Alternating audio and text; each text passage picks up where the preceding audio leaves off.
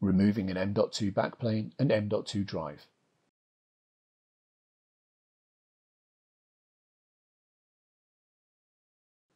Remove the top cover. Press both sides of the M.2 drive retainer. Slide the retainer backward to loosen the M.2 drive from the M.2 adapter. Lift the M.2 drive and pull it away from the connector. Disconnect all the cables from the M.2 backplane. Unfasten the screw. Lift the M.2 backplane from the chassis.